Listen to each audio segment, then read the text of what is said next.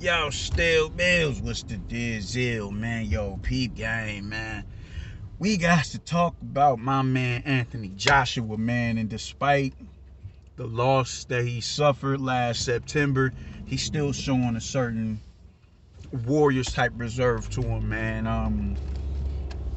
It's a few names that he done tossed around that he's looking to get back in the ring with for a comeback fight, and none of them are soft touches. None of them are soft touches, man. He said Wilder is the one that he really barked on. Wilder's the one that he really is like, man, let's dead all this shit that I ducked you. Let's get to that. So he mentioned his name, and then who else was mentioned? Luis Ortiz was mentioned, Joseph Parker, and I think Otto Wallin. I think those are all of the names mentioned, man. And I think it's dope that he's looking to to get back in there with them cats after suffering the loss that he suffered, man. This is why I say, man, even if he loses again to Usyk, he's still gonna have a supporter in me, man, because not everybody is built like that. Not everybody, people are more prone to getting softer touches in between fights, even off of consecutive wins. He's looking for a harder fight after a loss, a devastating loss. You dig? A loss where he's not so sure that he, not just him, but everybody else isn't so sure that he can regain the titles that he lost. You dig? That's a warrior spirit that resides in that dude, and I fuck with Anthony Joshua for that. But as far I'm gonna try and do least to greatest fight, comeback fights that he should do, man. And the least comeback fight he should consider will be fucking Luis Ortiz. And Luis Ortiz has always been 100+ years old, man. But now he look like he walking on the knocking on the doorsteps of 200, bro. It's like what upside do you get for fighting a Luis Ortiz? You dig me?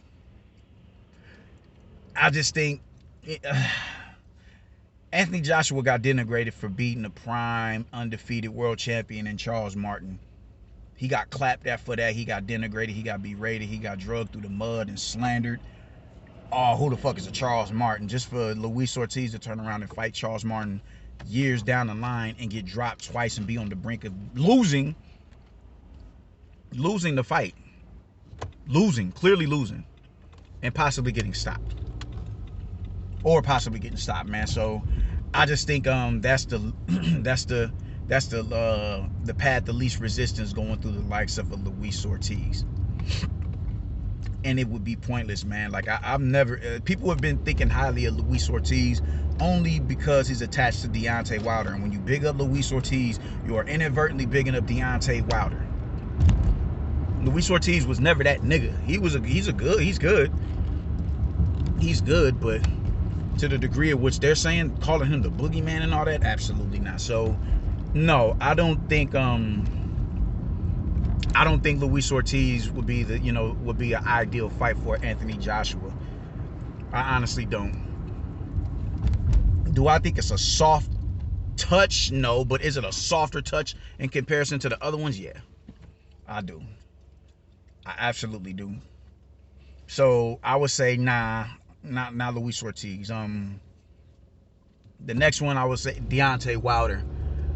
And Deontay Wilder, the main dude in which he's calling out, because those two are immediately responsible for bringing excitement back into the division. Those two are immediately responsible for that, bringing excitement back into the heavyweight division. Hell yeah, heavyweight boxing is back. It was Deontay Wilder and Anthony Joshua. You dig? This is gonna be the fight that really gives a resurgence to heavyweight boxing, mainly here in America. Man, because Europe has never really, they haven't really produced, the world hasn't really produced the best heavyweights in the past 10 and 15 years. When Klitschko went on his run, that's when you really started to see a depletion of heavyweight talent. However, I think Europe has been a little bit more active in the fighters in which they get. As far, or they're able to produce in that division. So we haven't really had too many standout heavyweights here since, Klitschko. And I could be wrong, but when Klitschko went on that reign, we didn't produce the best heavyweights. And it was so bad, shit, like all the heavyweight action was going on overseas. So that fight right there, that rivalry between the two of them would be really conducive to the to the paying public. That's a fight that everybody would still be look forward to watching. And we can finally get it out the way. Like, I bet ain't no belts on the line. This shit is just about pride. This shit is just simply about pride. You said I ducked you. I have no mandatories to honor. You have no mandatories to honor. Ain't no title defenses. It's just about pride. Neither one of us winning will put us back in the title contention. Even though, shit, they come back there in title contention. But the point is, they don't have to go through no rankings. It's just about pride. You know what I'm saying? I think that fight right there would be fireworks. But in retrospect, I do think it's not the path of least resistance. I honestly don't think that. But from that, the beating that Wilder's took in the past 2 fights, and how people have figured him out,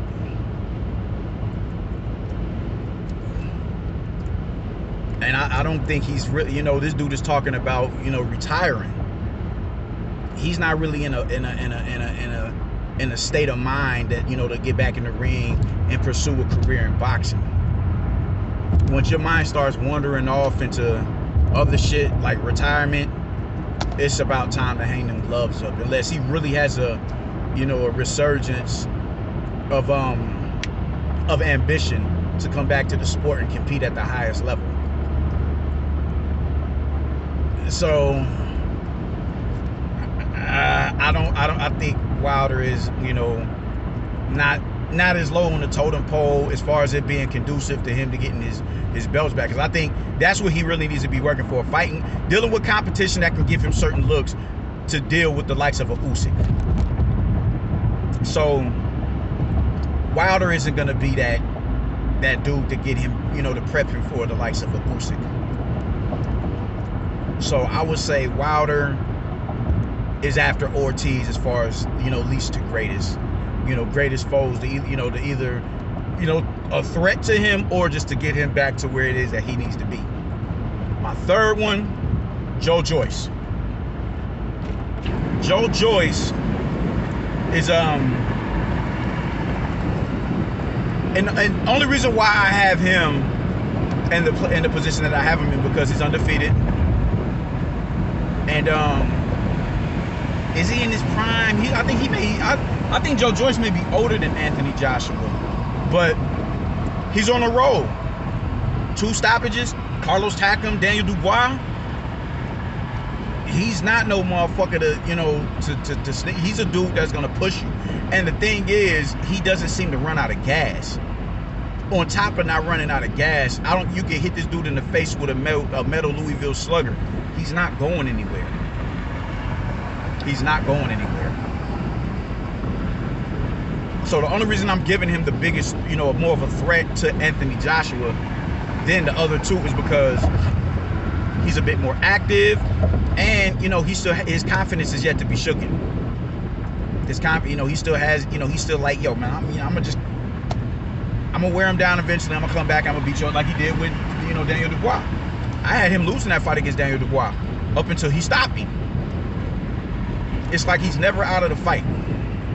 He's never out of the fight.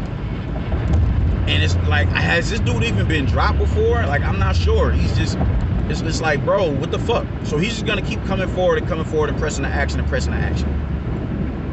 And so I think he would be the second greatest threat. But the thing is, it's not too conducive to him dealing with the likes of Usyk, because I think with Joe Joyce, he's going to work off the back. He fight off of the back foot again and force Joe Joyce to come and find him. You dig? He'd play possum and walk him into them pull counters. I see him doing that a lot in this fight. I see him working a jab a lot. Fencing with the jab, probing with the jab. And granted, I think that's a really dangerous fight for him. That's a real dangerous fight for him.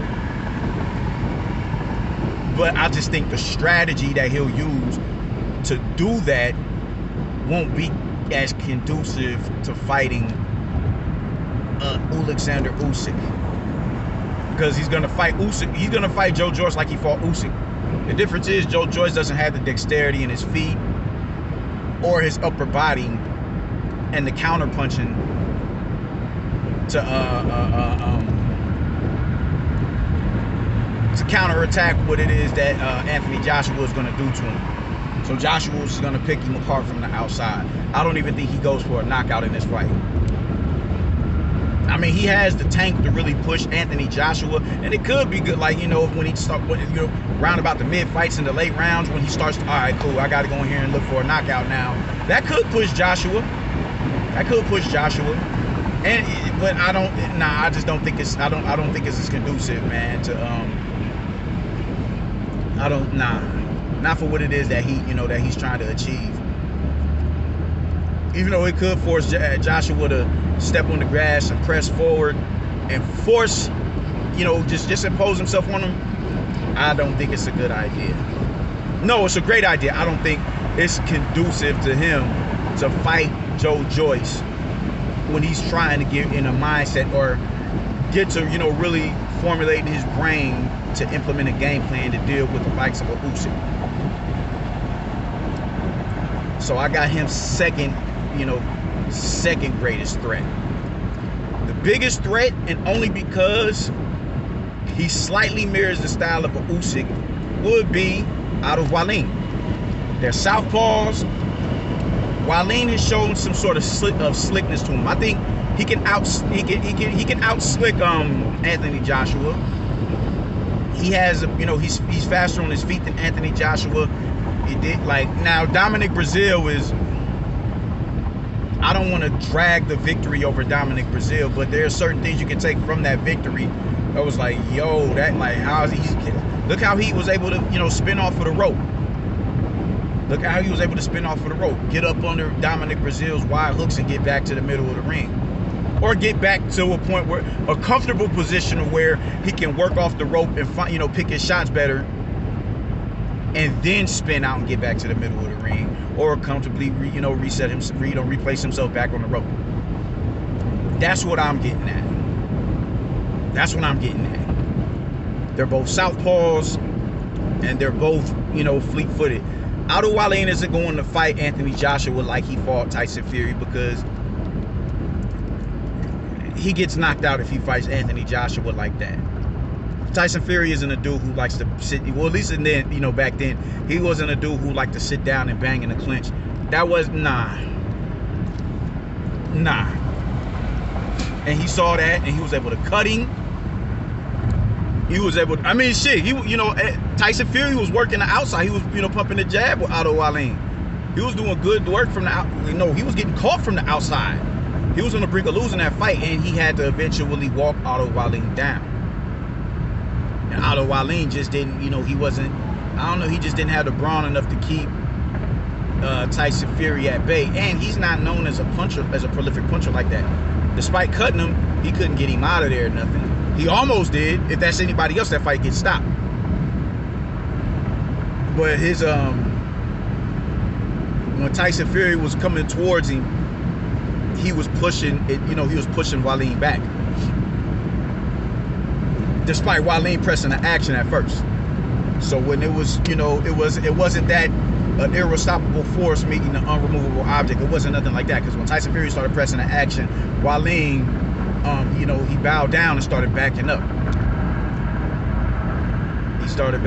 I don't think he's gonna fight Anthony Joshua like that, because Joshua's a dude who likes to fight around, in the clinch to mid-distance. He doesn't like to be fleet-footed, even though he showed that he could do it. That's not him at his best. He likes to come forward. He likes to come forward and operate around about mid-distance, and you know what I'm saying, really work off the jab, leave himself enough room to get full extension on that right hand. And if you get close, you want to get in his chest, he has that uppercut that he can meet you with right up the middle. So I think not Usyk, but Wallin is a dude who would be the most beneficial to fighting Anthony Joshua, to prep him for a fight with Usyk, because of the similarities in style. The similarities in style. Absolutely. Like I said, Wallin isn't Usyk. Wallin is not as sharp as Usyk. He's not as slick as Usyk. He's not. He doesn't have better timing than Usyk. He doesn't have any of that, man. He's not. But what he is a dude who can operate from the outside. He can find a home for that straight left hand. He's slippery enough to where it's gonna be hard to trap him on the rope. It's gonna be real hard to trap him on the rope. He can get up under a hook. That's the type of opponent that Anthony Joshua needs to be in front of. He should really consider taking on Otto Wallin for his comeback fight. He should strongly consider that. Let me get Otto Wallin. I get, and you know, Deontay Wilder's a big money fight. Luis Ortiz, you know, it would be dope to shut everybody the fuck up about that fight, because everybody thinks that, oh man, he ducked Anthony Joshua ducked. Ain't no one worry about none of that bullshit. We know what it is with that. But nah, that ain't the move. Joe Joyce is a good fight as well. Don't get it fucked up. All of them are good fights. All of them are good fights. But for what it is that he wants, what he's looking to achieve, Otto Wallin is the best, the best opponent, the best choice. Wilder is not going to give you what you need to get rid of not Otto Wallin, but Usyk. Neither is Joe Joyce. Neither is Luis Ortiz. Hell, neither is Filip Hrgović. You're not going to get what it is you need to get to deal with the likes of Usyk fighting any of them cats. Otto Wallin is the best choice to get him ready for a Usyk fight. And if his handlers, Eddie Hearn, if they're smart enough, that's the fight that they will pursue. Because it's about the long run. We don't know what Deontay Wilder is going to do.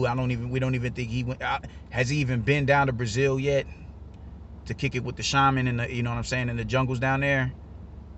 I don't think he's done that yet. He's been pretty silent since that Byron Scott interview. We haven't heard anything from him. We don't know what he's going to do. And even if he did want to come back and entertain the fight, nah, because I'm not so sure this war is going to last as long as that, people are perceiving it to be, because of everything. Like, the world is taking a stance with the Ukraine. Assets are getting frozen.